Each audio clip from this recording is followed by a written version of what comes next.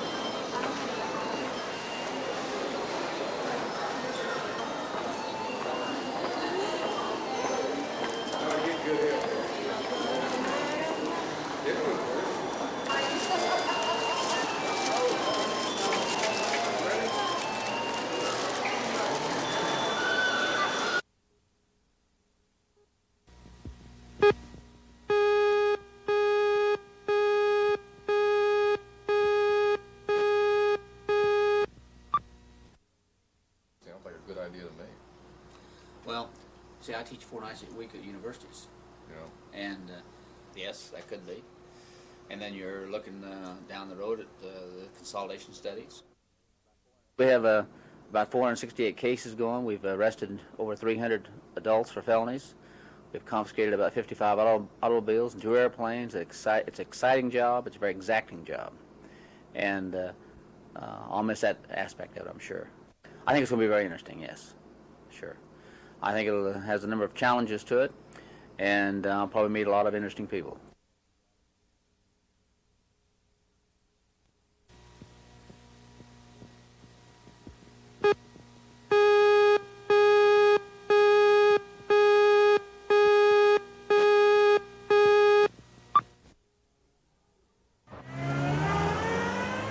Students at Southeast High School have already begun gearing up for the fight to save their school. And asking could they circulate this petition around their school.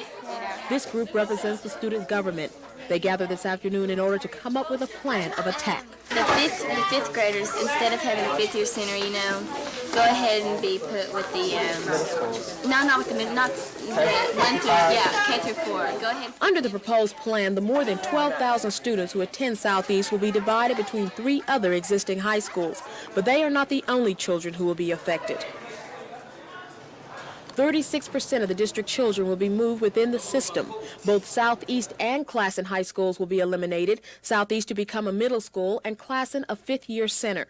8 5th-year centers will be eliminated.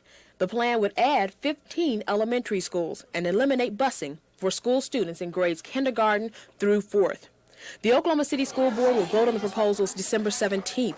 They will also take into consideration leaving things as they are, and that is what these students want. We're proposed to be sent to Douglas, Grant, and Capitol Hill, which we have students from there coming here to learn something, and they're going to try to shut us down. If we stay together, stick together, and do this maturely and how you should do it by law if you were petitioning anything, if we do it that way, I think we can save our school. The first of several town meetings on the reorganization plan will be held tonight at 7 at Northeast High School. Tara Haskins, News 4.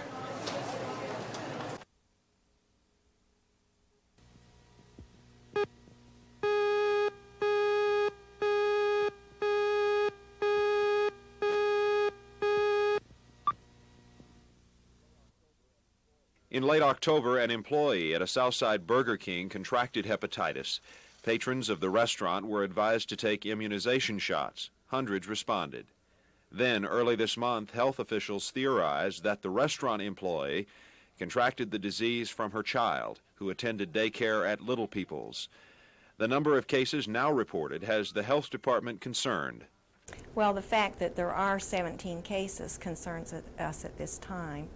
We're making every effort to interfere with the transmission of the disease. How soon do you think that this problem can be eradicated there? It's hard to say. I would think that we might have cases well into December.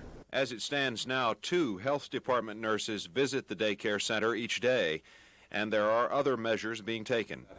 The letters have been sent to all the parents by the daycare center, letters that we sent out for them to send. And then we have also notified parents. The health department hopes to immunize all of the daycare center's workers, children, and parents. Dan Slocum, News 4.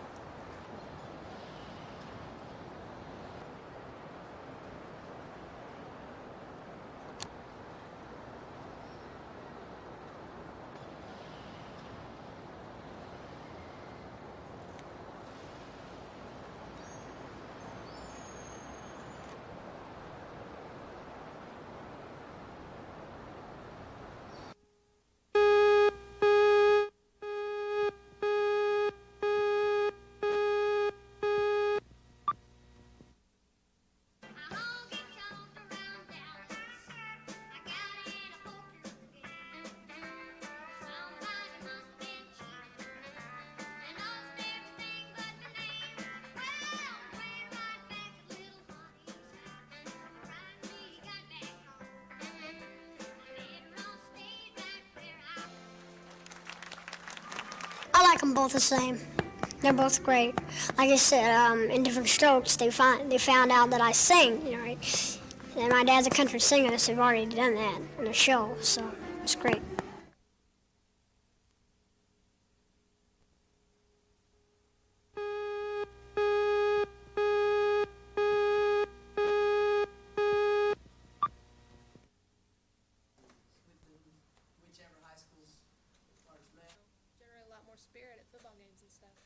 You don't even know that person. You just know that they're. Yeah, they said they'd rather go to. Or maybe an assistant manager. I mean, you can have school spirit, and you can. If we're nice to them and act like we want to accept them, then it'll be okay. But if we sit there and say, "Why are you coming to our school? We don't need you." We do need them. We need our school to be big. We need a lot of people, and we need a lot of spirit.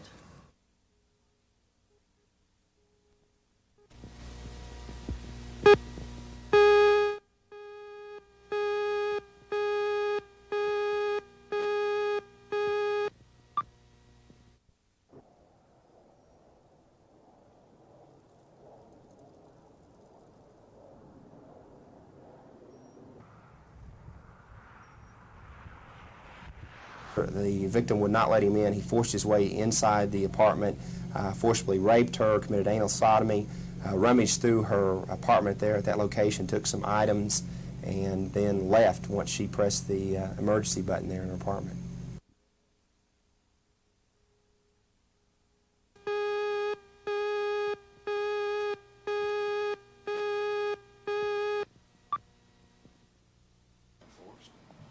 Plus, they don't want, if it could be enforced, they don't want people driving to Wake counties, getting drunk and driving together along with possible recommendations of the governor.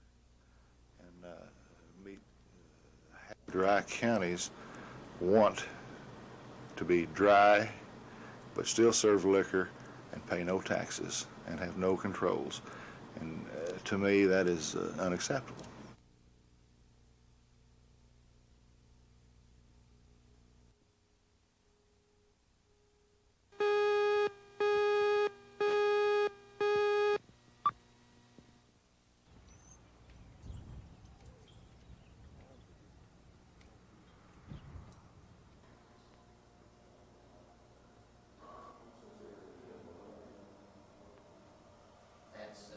These have been here since 1909, and they're antiquated, they're small, there's no hot water. We're opening new units. The inmates have actually been in those since September 24th, and they're modern facilities, they're more secure.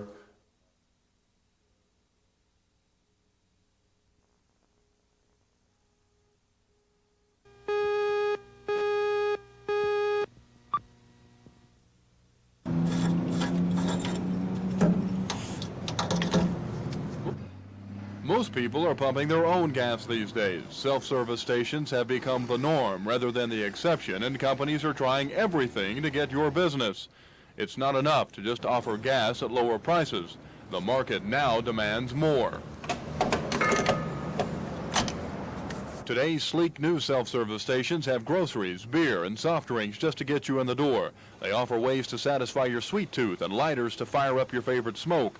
With a fill-up, you get a free car wash in their new automatic car wash garage. It's all a part of the self-service industry now, and it's putting the crunch on the old traditional full-service filling stations.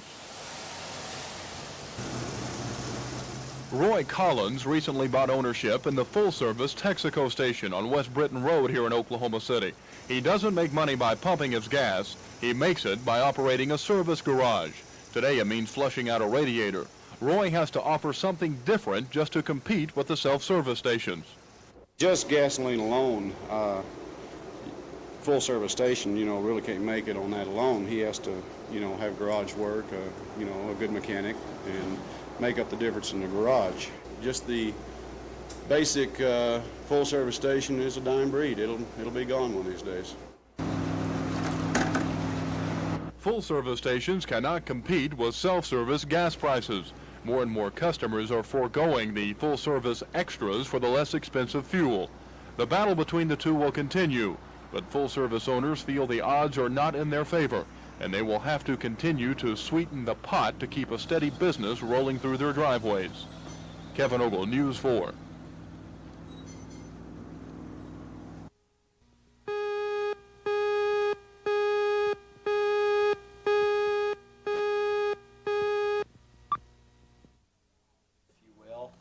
About teenage pregnancy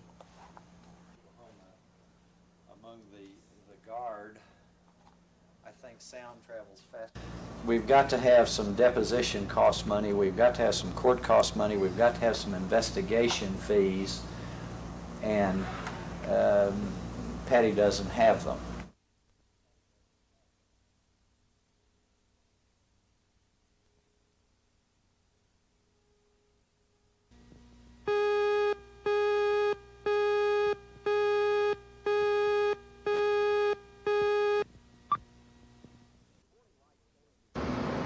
The morning light changes the city of Las Vegas into an ordinary town.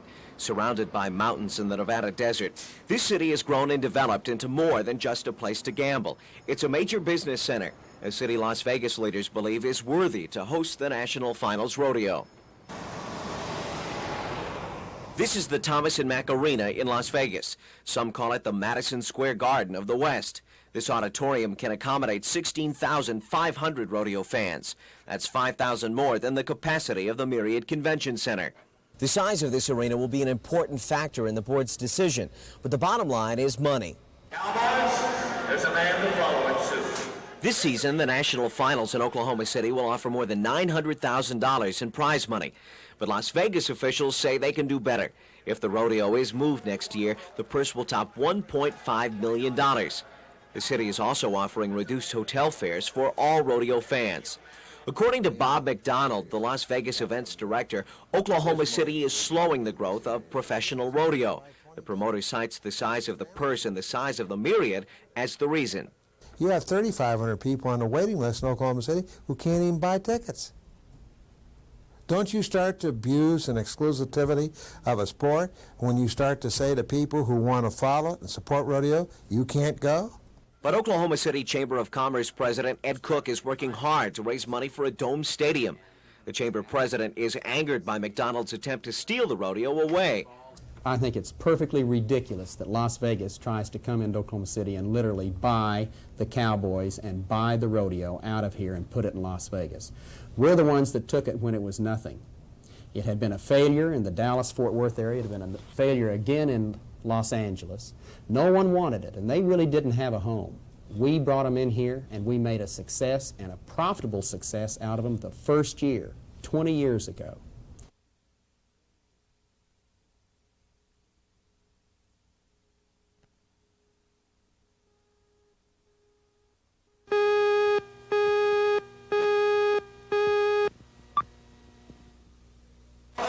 Get him up and get him over again. He can't let that It takes a true athlete to wrestle an 800-pound steer to the dirt in front of thousands of fans at the Myriad Convention Center. These cowboys can rope, ride, and wrestle, but more importantly, they spend money. Each year at this time, Oklahoma City restaurants see a dramatic increase in revenue. Many of the eating establishments modify their menus to accommodate the cowboys and the thousands of fans in town to enjoy the Super Bowl of rodeo. Every year our business increases tremendously during the week that they're here. And, you know, we do everything we can to accommodate them because we appreciate their business and like having them here also. The Oklahoma Restaurant Association will work hand in hand with the Oklahoma City Chamber of Commerce to keep the N.F.R. from moving to Las Vegas. The president of the Restaurant Association is confident the city can overcome the obstacles. The economic breaks that Las Vegas seems to be wanting to offer, I'm sure will be enticing, but hopefully that we can come up with something that will offset that and continue to keep it here. The Chamber of Commerce estimates the rodeo brings in between $8 and $10 million a year into this community. The N.F.R. Board of Directors will listen to proposals from both cities on December 12th. The board is expected to make its decision on that day. Kurt Autry, News 4.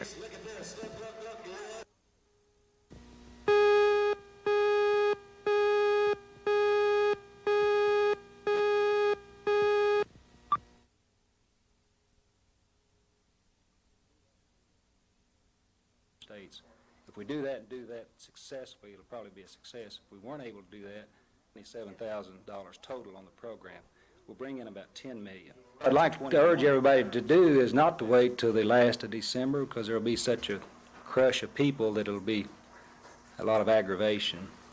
It would save a lot of aggravation if they'd come in now when it's not going to be quite so crowded.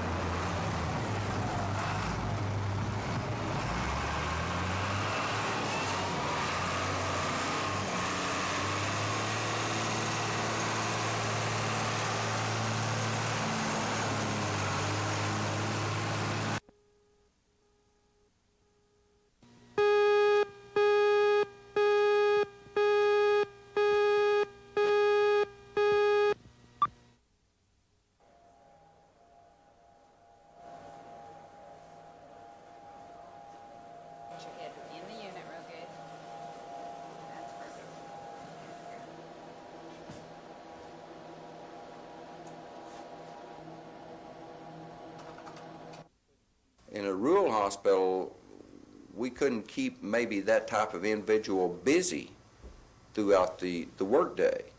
But if it's shared among 7 other entities or 7 other hospitals, it would be utilization of time for that individual and to the hospital.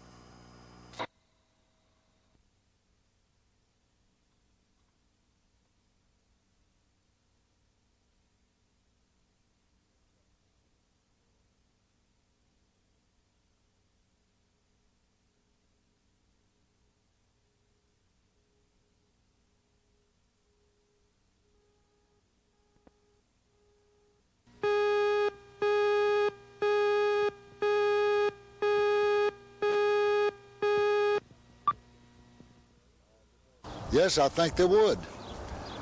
Because if they don't take a hard look at it, the proposition I understand that Las Vegas is making for it is a 5-year contract. We've only had the city has only had a 1-year contract with them, just year to year.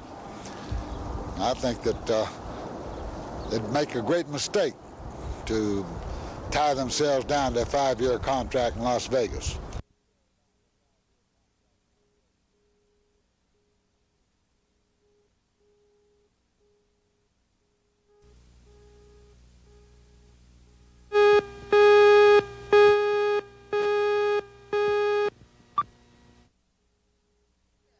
But you're only going to add the numbers in a rectangle first, then add the numbers.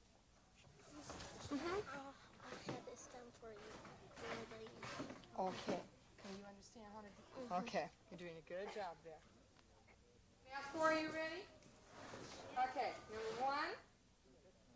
For many years, the Urban League has consistently called for a plan that would require two-way busing to deal with the inequity. So we do not feel uncomfortable in taking the position at this time because we feel that the plan has, in fact, addressed, some significant issues which have been of concern to the Urban League over a number of years. I have great difficulty in imagining how any black leadership can support a return to the days of separate but equal. I have great difficulty with that, and of course that's their opinion. But I don't think that opinion is in the best interest of this black community.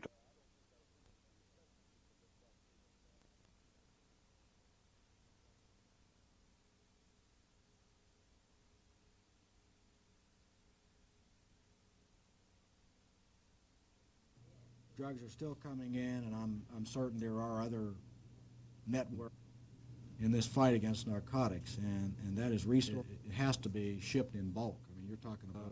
I might want to refer that to Bill. Our objective is to attack the organization, to hit them by seizing their assets, and thereby hurting them as far as their financial status is concerned.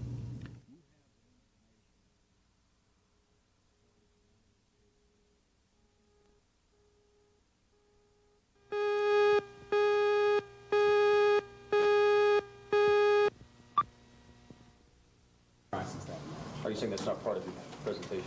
I don't think that we would probably talk about increasing ticket prices $5 or $6 or $7, $6 a ticket.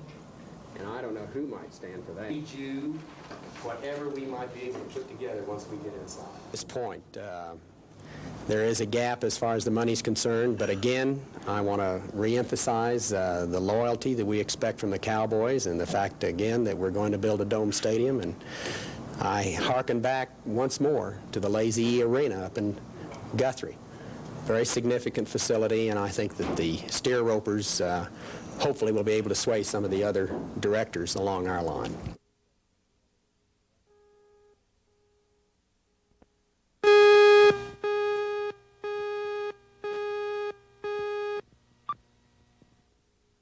Change based upon your initial motion and the appointment at that time. Accepted. I'll accept. I move that we make clarification of this and call a meeting. The way the city's system, it lumps them together and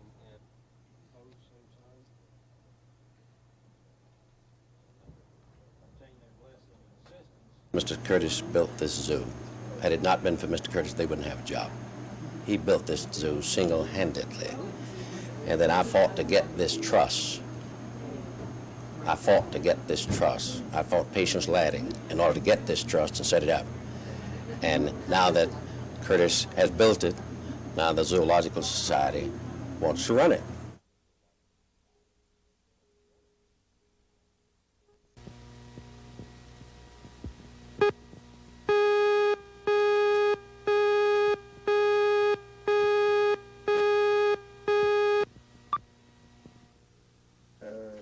Jack, do you have any suggestions?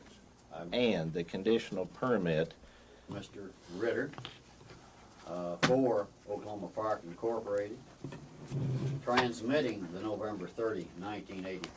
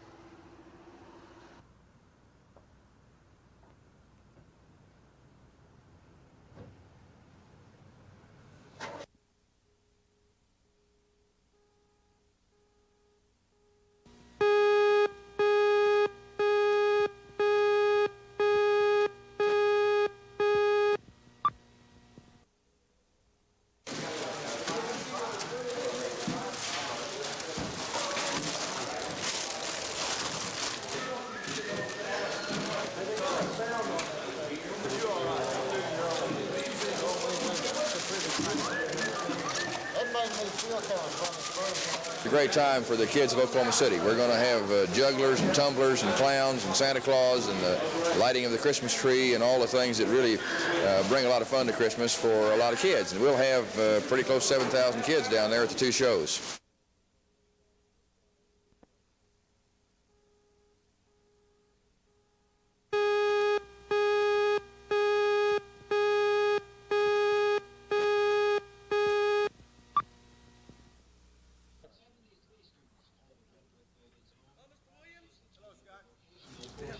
Hey, Mike.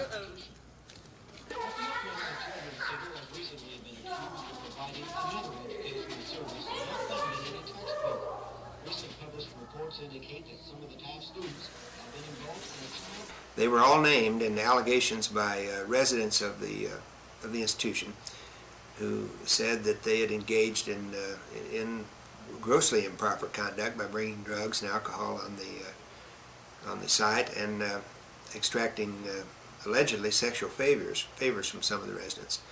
Now, that part of the allegations, even as to those employees we terminated, really wasn't established.